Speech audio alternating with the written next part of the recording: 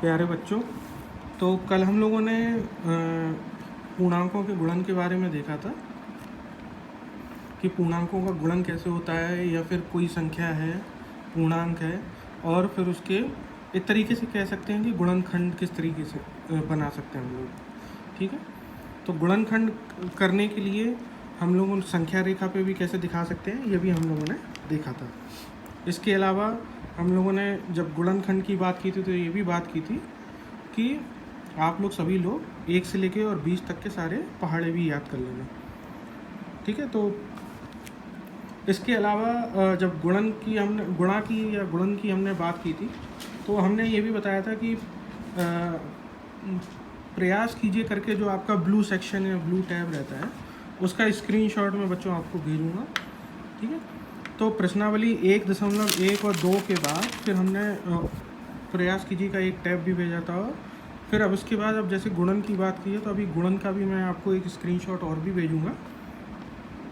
तो उसमें जो है जो भी पूर्णांकों का गुणन दिया हुआ है तो उनका मान आपको निकालना है, या उनका गुणा कैसे करेंगे वो निकालना है, या किसी भी पूर्णांक का गुणनखंड एक तरीके से कहा जाए, जैसे कि अभी स्क्रीन पे देख सकते हो जहाँ पे मैं चिन्ह लगा रहा हूँ। तो फिर तो हम गुणनखंड कैसे कर सकते हैं।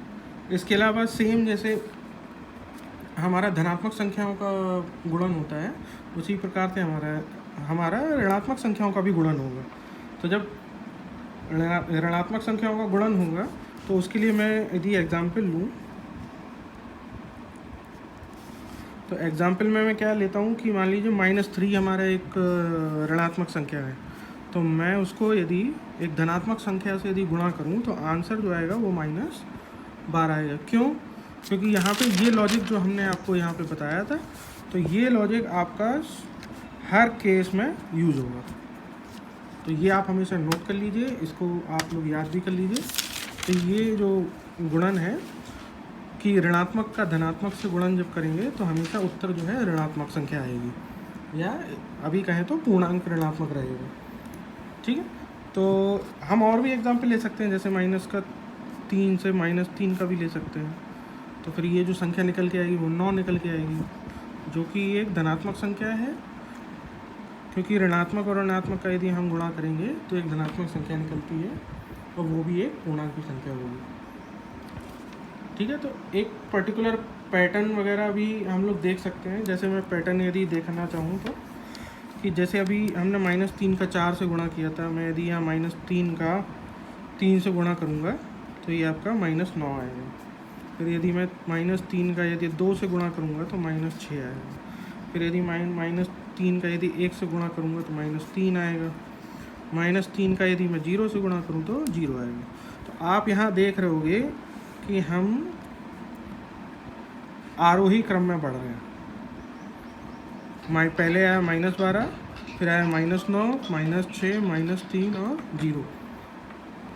तो ये क्या सभी में 3-3 की बढ़ोतरी हुई है नंबरों में। ये आप वो बोल सकते हैं कि समान अंतर भी है सभी नंबरों में। तो ये कोई ज़रूरी नहीं है कि ये हर केस में हो, चूँकि यहाँ पे आप देख सकते हो कि -3 से जो है 0, 1, 2, 3, 4 का अलग अलग गुणा हुआ है। इस वजह से जो अंतर है वो एक समान है। ठीक है, तो अभी इसके बाद भी एक इसमें प्रयास कीजिए का टैब है, जहाँ पे उन्होंने 2-3 एग्जाम्पल दिए हैं जो कि सेम इसी पैटर्न पे ही है। तो हम लोगों को किन्हीं 2 नंबर्स का गुणा कैसे करना है या फिर कितना आता है वो जो है हम लोग कैसे करेंगे, तो हम लोग वो पैटर्न सीख सकते हैं और टेबल वगैरह याद करेंगे। तो यदि बड़ी संख्याओं का नंबर के साथ भी यदि गुणा करना है तो भी हम वो आसानी से कर सकते हैं। ठीक है,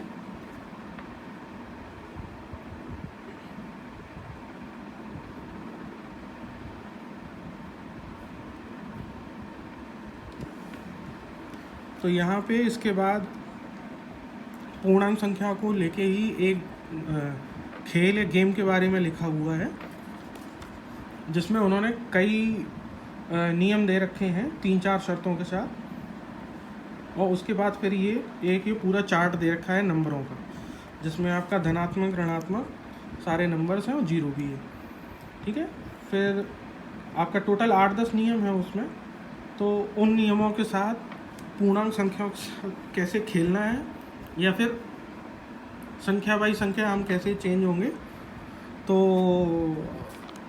वो आप लोग को मैं इसका स्क्रीनशॉट देके बता दूंगा कि वो खेल है क्या, या उस खेल को कैसे खेलना है। तो आप लोग खेल खेलने के साथ ही जो है इसमें ये भी सीख सकते हो कि पूर्णांक संख्याओं के साथ कैसे हम काम करेंगे। ठीक है, अभी जैसे कि हम लोगों ने अभी देखा कि दो संख्याओं के साथ जो है हमने गुणा देखा, फिर चाहे वो आपका ऋणात्मक संख्या हो या धनात्मक, लेकिन अभी देखा दो ही संख्याओं के साथ है। तो अभी हम क्या करेंगे कि अब हम 3 संख्याएं या 3 से अधिक संख्याओं के साथ देखेंगे। ठीक है, तो उसमें अंतर या फ़र्क कुछ नहीं पड़ेगा। यदि मैं एग्जांपल के लिए लूँ तो जैसे मान लीजिए -3 इंटू -3 इंटू -3 है। ठीक है, तो यदि आपको एक एक करके स्टेप करना है तो आप एक एक करके स्टेप भी यूज़ कर सकते हो।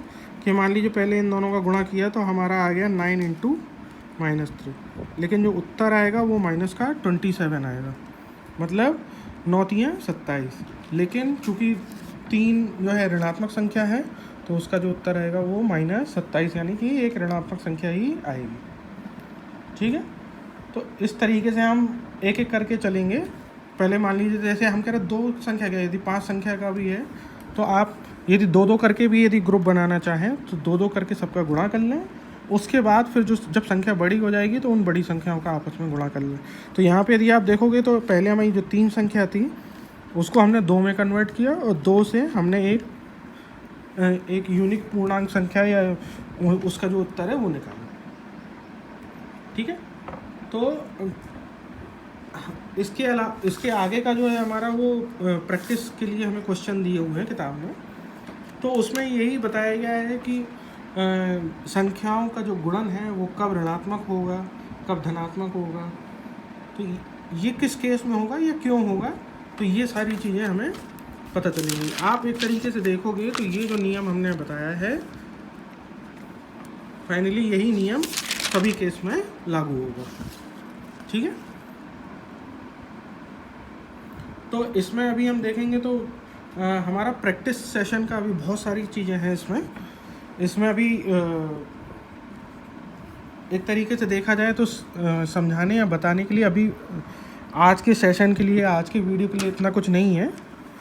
हालांकि यदि आप चाहते हो कि इसमें और भी चीज़ें, यदि किसी भी क्वेश्चन में कोई दिक्कत या समस्या आ रही है तो वो भी पूछ सकते हैं।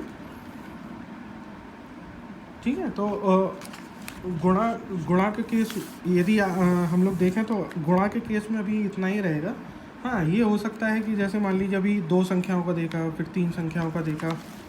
ठीक है, 2 का हो गया, 3 का हो गया, फिर इसके बाद 4 का भी हो सकता है, 5 का भी हो सकता है, तो वो बड़ा गुणा होगा। उसका मान बढ़ता जाएगा जो भी उत्तर आएगा, लेकिन जो लॉजिक है या जो तरीका है गुणा करने का वो सभी के केस में सेम रहेगा। हम यदि चाहें तो अभी हमने जैसे अचर संख्या के साथ देखा था, हम यदि चर के साथ भी देखेंगे तो हम चर के साथ भी देख सकते हैं। मैं चर के साथ एक एग्जांपल लेता हूँ कि मान लीजिए यहाँ पे m लिया मैंने, एक चर संख्या मतलब जिनका मान हमारा बदलता रहे, वेरिएबल वैल्यूज़ बोलते हैं इनको। तो ठीक है, तो यदि इसको हम यदि चाहें तो क्या ये हमारा m² हो जाएगा। वो कैसे हो जाता है, जैसे मान लीजिए कि मैं यदि 2 गुणा 2 करूँ तो आपका जो आंसर आता है या तो वो 2² बोल सकते हैं हम उसको, या फिर 4 बोल सकते हैं उसको। ठीक है, तो ये सारी चीज़ें आप लोग को ध्यान रखनी पड़ेगी। तो यही हम 3 चरों के साथ भी जो है गुणा कर सकते हैं, हम 5 के साथ भी कर सकते हैं, हम 2 के साथ भी कर सकते हैं।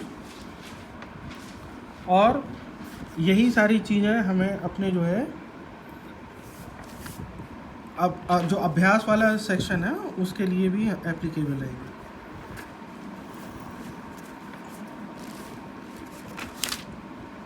तो यहाँ पे मैं जैसे बुक में भी यदि देख रहा हूँ तो ये सारा सब प्रैक्टिस का ही है। तो धीरे धीरे आप पहले प्रैक्टिस करिए, फिर इनमें भी अभी आपको केवल जो है 1.5 तक प्रैक्टिस करना है। 1.4 पूरा अभी हम लोग प्रैक्टिस करके देखेंगे। उसमें जो भी पैटर्न में जो भी आपका रहेगा, जो भी दिक्कत आएगी या कुछ भी रहता है तो वो आप लोग हमसे पूछ लो। ठीक है, थैंक यू।